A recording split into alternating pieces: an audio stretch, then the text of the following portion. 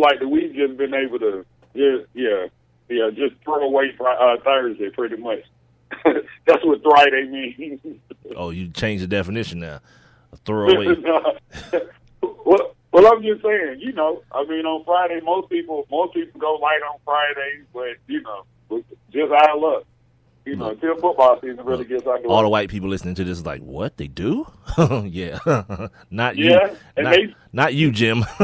We know how you No, get they down. do too. Work to the bill. Now, you see where they are? They out there in Augusta, at the Augusta National. Yeah, those white They out there people. watching them Those white boys, people with money. They don't count. Uh, Talking about the average ones. Yeah, the regular ones. What was that? Oh, I started the show off playing around with the whole, a tradition like any other. That's actually about to be trademarked. So say it as much as you can right now. Read about it. Yeah, go ahead and say it as much as you can now before the people at the Masters start making you pay for it.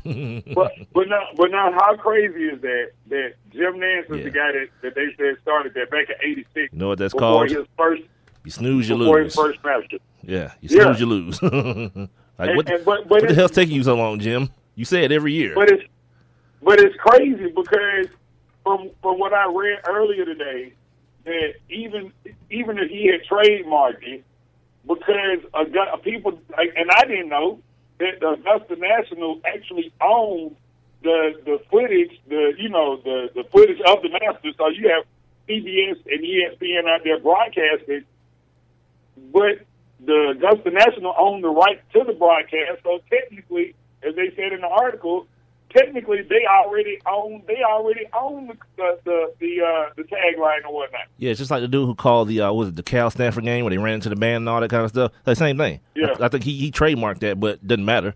You know what I mean? Because the network and college football, they get their piece of it too. So it's not like he can just start charging people for it at his whim, and they can use it as much as they use it every year. Like every year where you see somebody about to need a comeback and they're going to need to start lateraling the football, they play that clip, and whoever it was that made that call, from my understanding, he trademarked it or whatever, and same situation as in Augusta. They still ESPN or whoever the broadcast the network was, and college football still own the rights to the footage and the call.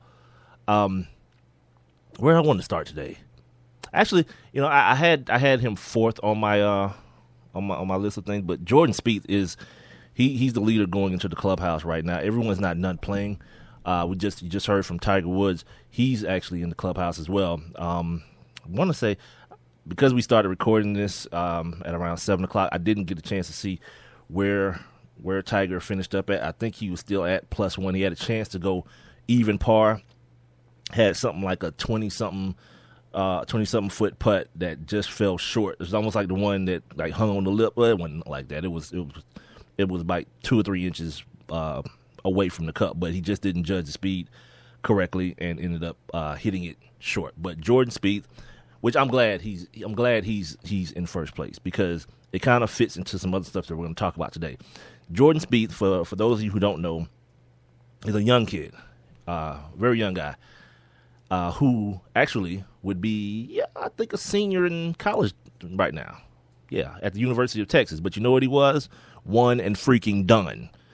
He felt like his skill level was high enough, and he was good enough to play with the big boys. So he left college and stopped playing with children and went to go make some money. Yeah. Mm-hmm. Who's talking about that? Anybody? No. Yeah, crickets. No one. Meanwhile, and for the record, Tiger is tied for 41st. What is he still 1 over? Yeah, that was good enough. Let me say, was it 1 over Tiger Woods? Yeah, Tiger Woods. +1, 1 over. He's 1 over. Followed by Jimmy J.J. Walker. He's had some. Oh yeah, Florida and James's boys playing too. And actually, they're playing in the same group, as a matter of fact. Yeah, he's in Tiger's group. The top 5, I guess you can go top 5. Jordan Spieth, Jason Day, Hoffman, Rose, and Ernie Els round out the top 5. At Jordan Spieth is at 8 under. Day is 2 behind him. 3 behind him is Hoffman, and 4 behind him is Rose and Els. going into tomorrow. Looks like Tiger's playing. He started off bad with the bogey. The first hole he bogeyed on it, but as you heard Tom Rinaldi talking about it, it felt like he kind of gained a little bit more. And certain shots got him some confidence as well. Like he had a chip. Yeah, I was talking about it yesterday, just watching that dude chip in his practice round, and he had a pretty good chip that kind of. They were talking about Nance and the guy who was doing color. We're actually talking about it was a big shot for him to get some of his confidence back. A shot that Nance said he'd been waiting on the entire day for Tiger to have to hit a shot like that, and he actually made good contact. I wanted to say it was on a par 5. Not 100% sure. I think it was on a par 5 that he ended up parring out of. I think he had two bogeys today, 2 or 3 bogeys today, but he canceled 2 of them out, I believe, with birdies. So Tiger had a little bit of an up and down day, a little bit of frustration. I saw it on a couple guys' faces. A little bit of frustration as they weren't in agreement with the shots that they hit. But the funny thing about it is, like, you listen to the commentator, the English dude. I'm sorry, I don't know his name. A lot of those shots, these guys were frustrated about, like Sergio and Jordan Spieth and Tiger and Rory. A lot of shots they were frustrated on. The dude was like, yeah, that's a pretty good area to hit the ball. It's not ideal, but, he was talking about how they still have a good angle at the pin and all this kind of stuff. Like, I don't know all the technical things that he was talking about, but I can understand from that standpoint. Like, okay, this may not be ideal as far as where you want to hit it at, but it's not the worst thing in the world because there's nothing obstructing you. You still got a straight line to where you want to go. And he was talking about, like, the slopes around the at one point, was it Rory? It may have been Spieth. He hit one, and it looked like it was going straight to the water. And because of the spin he put on it, it just kind of it stuck and rolled a little bit, but didn't go all the way. So, if you didn't get a chance to hear Jordan Spieth after he got through this round, but he talked about experiencing a little bit of luck, during his rounds. And now we move to Friday. We go to tomorrow, and my hope is that, Eldridge he'll make the cut. Doesn't look like he's going to win this one. He's not playing consistently enough. It's going to take this young kid Spieth to have sort of a meltdown because he's pretty locked in today. He almost tied a tour record. I think he hit a 64 today. I'm looking at that. I don't know why I believe he did. But you know what? If Tiger Woods, I have to believe that honestly, you've been away for 2 months. You know that you're not going to win this, but you just want to put on a good showing. Right here, you want to put on a good showing because if you can finish it in a good position, like if you can make it to Sunday, because I think if he has a setback tomorrow and doesn't make it out to Saturday or has a setback Saturday and doesn't make it to Sunday, I think inevitably that's kind of like a setback for him and the progress that he wants to make, moving forward. I mean, because that, like I said, he just needs to have a good showing in this Masters for people to, really to see, does he have it or not? Is it back to you? So we'll see. It's going to be interesting tomorrow. And apparently, first of all, this is the Sports Kings podcast. I'm Big Mike. He's Rob Calloway. We're being heard via Spreaker.com. Make sure you guys holler at us and follow us and like us and all those good things on Twitter, Instagram, and Facebook at Sports Kings Live, and send your emails. You can send them to myself and Rob. Sports Kings Live at gmail.com. You all right over there? Yeah, I thought that was you. I don't know what the hell that was. I don't know. That's what I was like. I ain't even gonna lie, dude. My heart just stopped for a second because I was like, not again for the 3rd time this week. Yeah, I don't know what the hell that was. I thought the system just shut down on us again. Okay, all right. So anyway, yesterday, I guess during the Suns and Mavericks game, they decided to ask my guy Jeff Van Gundy about the Masters, and he didn't disappoint. Look, here's the thing. Jeff Van Gundy is like, that dude is like, he's like when you just really want something sweet and you forgot that you left that chocolate cake in the refrigerator, and you open it up like, oh, I forgot this chocolate cake was in there, and you instantly get happy. That's who Jeff Van Gundy is. Here's what happened last night after Mike Breen decided he wanted to ask Jeff Van Gundy unsolicited about the Masters. Imagine if Jeff was on the Masters coverage. I can't. Oh, like they didn't allow black people and women in there? Like something like that? Yeah, I'm glad we're quiet about that. But anyway, how about Jack Nicklaus making a hole-in-one today in the par 3 tournament? You can't go from blacks and women to Jack getting a hole-in-one. I'm just saying, like, would I have been wrong of, like, maybe pointing that out, that there's something wrong with that? No, there was, obviously, I agree with you.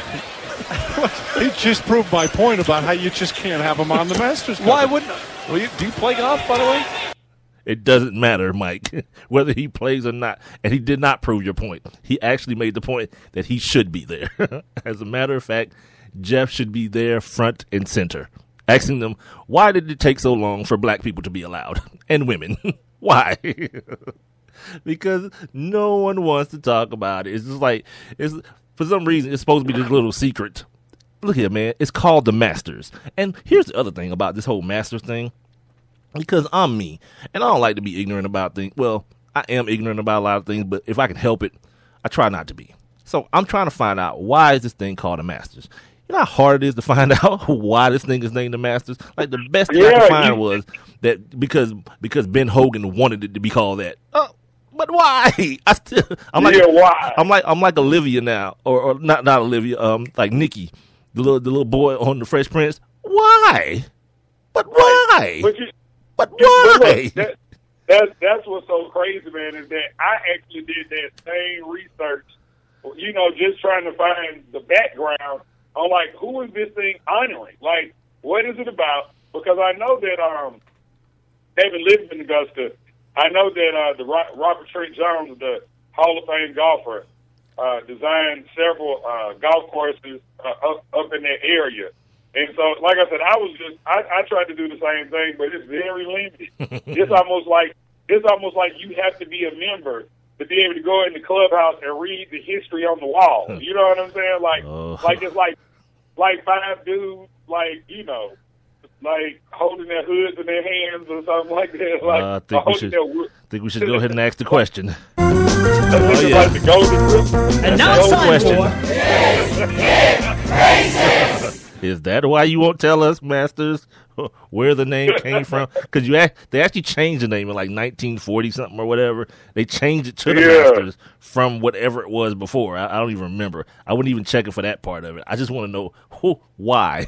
Because in a situation where an organization is 100% white for 100 years, and then you choose to change the name, it's not like it's the original name from like the beginning. Like, at some point, somebody said, you know what? To make it really stick, we need to call it the Masters.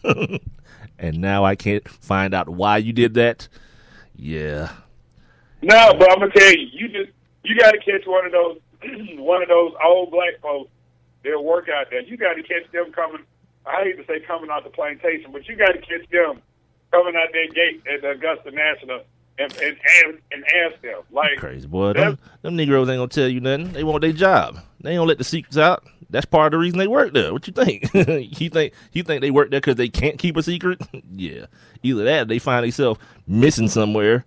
Yeah, you can't do that. It's like the Skull and Crossbones or whatever that organization did, the skulls that George Bush is a member Skull of. And Bones. Yeah, those people. And Bill Clinton, Yeah, you mess around and find yourself missing around here. Yeah, you ain't gonna get Jerome to come out there talking no mess. No, it's beautiful in there. They treat us right. Sure they do, Jerome. Sure they do. Same reason they wouldn't let Bubba thank you guys on TV. But some kind of way it made it into the Sports Illustrated. Yeah, it's like, oh, Bubba just thanked black people. Hit the dump button immediately. Dump it. Like he cursed. Yeah, get out of here, man. I'm saying, but you know what? As epic as Bubba's speech was, you like for real, like I would have loved to have heard that part, man. Like because you know, I got a hell of a kick out of the whole you know, I like to thank the Bulldog Nation. Then he thanked Jesus. Like, Yeah. you know, like, And then, like, dude, for those of you who don't know what we're Good talking for about, Hardy. after he did that, he thanked the black people in the locker room, the black men in the locker room. Hey,